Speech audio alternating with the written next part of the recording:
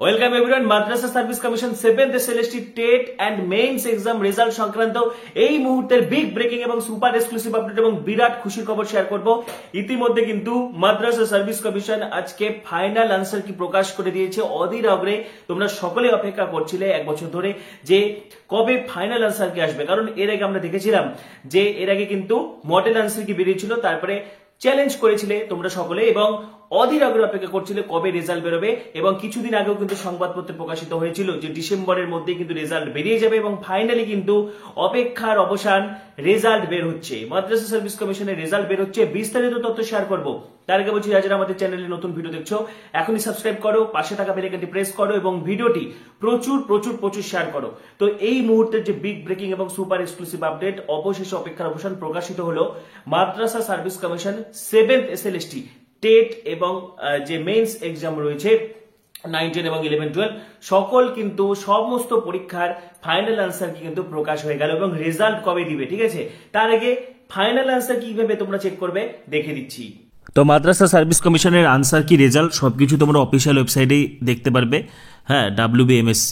তো এখানে এই ওয়েবসাইটে সবকিছু দেখতে পারবে। তো ওয়েবসাইটটা ওপেন করবে, তো দেখো এখানে কিন্তু নোটিশে বলে দেওয়া আছে, it is hereby notified for all concerned that final answer keys of 7th SLST TET and 7th SLST main exam have been published on the website of the commission, ঠিক আছে। No further objection will be entertained against the final answer key। Final answer কিকে আর কোনোভাবে কিন্তু challenge করা যাবে না, ঠিক আছে। তো এখান থেকে তোমরা ডাউনলোড করতে পারবে। দেখো এটাতে ক্লিক করলে টেটের আনসার কি বেরোবে, এটাতে ক্লিক করলে মেইন পরীক্ষার আনসার কি বেরোবে, যেটা 9, 10 এবং 11, 12 এখানে প্রত্যেকটা সাবজেক্টের দেওয়া রয়েছে। সিমিলারলি এখানে যদি ক্লিক করো তাহলে টেটের আনসার কিটাও কিন্তু দেখতে পারবে। মাদ্রাসা সার্ভিস কমিশনের রেজাল্ট কিন্তু এই সপ্তাহে চলে আসতে পারে, অর্থাৎ কাল পরশু বা ধরো সোমবারের মধ্যে, খুব বেশি হলে কিন্তু পরবর্তী সপ্তাহ বুধবারের মধ্যে কিন্তু মাদ্রাসা সার্ভিস কমিশনের রেজাল্ট প্রকাশিত হচ্ছে। টেট এবং এসএলএসটি এবং মাদ্রাসা সার্ভিস কমিশন কিন্তু আগেই জানিয়ে দিয়েছিল যে ফাইনাল আনসার কি কিন্তু প্রকাশিত হবে, কারণ মডেল আনসার কি প্রকাশের পর সকলেই চ্যালেঞ্জ করেছিল, কারণ বেশ কিছু বিষয়ের প্রশ্ন একাধিক কিন্তু গন্ডগোল ছিল। এবং এখন কিন্তু মাদ্রাসা সার্ভিস কমিশন যেটা করেছে, ফাইনাল আনসার কি প্রকাশ করে দিয়েছে, ঠিক আছে। ফাইনাল আনসার কি প্রকাশ করে দেওয়ার পরেই কিন্তু স্বাভাবিকভাবেই সেখানে কিন্তু নোটিশে স্পষ্ট বলে দেওয়া হয়েছে এখন কিন্তু আর আনসার কি কোনো চেঞ্জ হবে না। এবং তোমাদেরকে জানিয়ে রাখি, রেজাল্ট বেরোচ্ছে, অর্থাৎ আগামীকালও রেজাল্ট বেরিয়ে যেতে পারে এবং সোম, মঙ্গল, বুধবারের মধ্যে কিন্তু মাদ্রাসা সার্ভিস কমিশনের রেজাল্ট বেরোচ্ছে। এবার হচ্ছে কাট আপ কিরকম হতে পারে। দেখো মাদ্রাসা সার্ভিস কমিশনের কাট আপ নিয়ে কিন্তু আমি তোমাদেরকে আগে ধারণা দিয়ে দিয়েছিলাম যে কাট আপ কিন্তু কমবে, ঠিক আছে। কারণ পরীক্ষা দেওয়ার পর থেকে অনেকে বলেছিল কেউ 70+ পাবে, কেউ 75+ পাবে, কেউ 80+ পাবে, কিন্তু এই পরীক্ষার একটা অত্যন্ত গুরুত্বপূর্ণ ফ্যাক্টর হলো নেগেটিভ মার্কিং। এবং নেগেটিভ মার্কিং কিন্তু একটা অত্যন্ত গুরুত্বপূর্ণ ভাইটাল ব্যাপার, কারণ একটা প্রশ্ন যদি ভুল হয় তাহলে সেক্ষেত্রে পাওয়া নম্বর থেকে কিন্তু হাফ নম্বর করে কাটে দেওয়া হবে। অর্থাৎ পেনাল্টি যেটা হচ্ছে নেগেটিভ মার্কিং, সেটা হচ্ছে একটা উত্তর ভুল হলেই কিন্তু হাফ নম্বর কেটে নেওয়া হচ্ছে এবং সেক্ষেত্রে স্বাভাবিকভাবে কিন্তু অনেকেরই নম্বর কমবে এবং কাট আপ কমবে গ্র্যাজুয়ালি। যাদের মোটামুটি 55 থেকে 60-এর মতো একটা স্কোর হচ্ছে, ঠিক আছে, সেটা কিন্তু সেফ পজিশনে রয়েছে এবং বিষয়ভিত্তিক হেরফের কিন্তু হতে পারে। আমি কাট আপ নিয়ে ডিটেলস এর আগের ভিডিওতে আলোচনা করে দিয়েছিলাম, যারা ভিডিও মিস করেছে এই ভিডিও শেষে এন্ড স্ক্রিনে পেয়ে যাবে। তার সাথে একটা ধারণা দিচ্ছি, সিট ম্যাট্রিক্সটাও কিন্তু একটা গুরুত্বপূর্ণ ভাইটাল, ঠিক আছে। যে কোনো পরীক্ষার কাটাবে কিন্তু সিট ম্যাট্রিক্স একটা গুরুত্বপূর্ণ ভাইটাল, যেমন একটা গুরুত্বপূর্ণ ফ্যাক্টর। যেমন ধরো লাইফ সায়েন্সে 9, 10 এর ক্ষেত্রে যদি দেখা যায়, সেক্ষেত্রে কিন্তু বেঙ্গলি মিডিয়ামে মেল ফিমেল সিট রয়েছে 139টা, ফিমেল সিট রয়েছে 6টা, উর্দু মিডিয়ামে সিট রয়েছে হচ্ছে 3টা, টোটাল 148টার মতো সিট।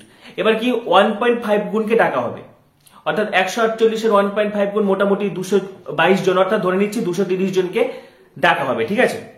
এবারে দেখা যাচ্ছে যে আমরা বিভিন্ন যে ফিডব্যাক পেয়েছি বিভিন্ন স্টুডেন্টসদের থেকে বা বিভিন্ন ক্যান্ডিডেটদের থেকে বা পরীক্ষার্থীদের থেকে, যে প্রায় 25% ক্যান্ডিডেট এরকম রয়েছে যাদের নম্বর কিন্তু 70 বা তার আপ হচ্ছে।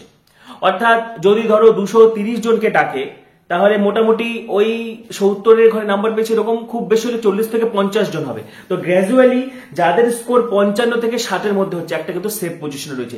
সিট যেগুলো বেশি, একই রকম ভাবে কিন্তু যদি ফিজিক্যাল সায়েন্সের ক্ষেত্রে আসা যায়, সেক্ষেত্রে কিন্তু কাট আপ আরো কমতে পারে। সেক্ষেত্রে 45 থেকে 55-এর মতো কাট আপ হতে পারে বা 50-এর মতো কাট আপ হতে পারে, কারণ সেখানে ফিজিক্স কেমিস্ট্রি দুটো মিলিয়েছিল 9, 10-এ, ঠিক আছে। অর্থাৎ কারো ফিজিক্স স্ট্রং থাকলে সে কেমিস্ট্রিতে উইক, বা কেমিস্ট্রি স্ট্রং থাকলে ফিজিক্স উইক, বা কোশ্চেনের প্যাটার্ন যেরকম হয়েছিল, তো তো সেই আন্দাজে কিন্তু কাট অফ অনেকটা কমতে পারে। বা ম্যাথের ক্ষেত্রে বিশেষ করে 45 বা 50-এর মতো যাদের স্কোর হচ্ছে একটা সেফ পজিশনে রয়েছে। বাংলার ক্ষেত্রে কিন্তু দেখো বাংলা, ভূগোল, হিস্ট্রি, ইংলিশ এগুলোর ক্ষেত্রে কিন্তু সিটটা তুলনামূলকভাবে কম। যেমন জিওগ্রাফি যদি দেখা যায় হাড্ডাহাড্ডি কম্পিটিশন হবে, 38টা সিট রয়েছে 9-10 লেভেলে।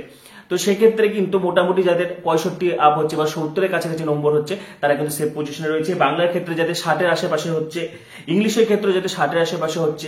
এটা যদি পিজি লেভেল দেখা যায়, পিজি লেভেলের ক্ষেত্রে কিন্তু সিট আরো কম থাকে। যেমন জিওগ্রাফিতে পিজি লেভেলে 10টা সিট রয়েছে, তাহলে ইন্টারভিউতে 15 জনকে ডাকা হবে, সেক্ষেত্রে কিন্তু কাট অফ বাড়বে।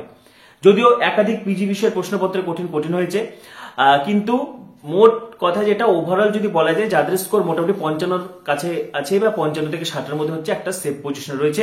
তো খুব তাড়াতাড়ি রেজাল্ট বেরোচ্ছে, নেক্সট উইকের মধ্যে কিন্তু রেজাল্ট বেরিয়ে যাচ্ছে বুধবারের মধ্যে। তো এই ব্যাপারে তোমাদের মতামত তোমরা জানাতে থাকো।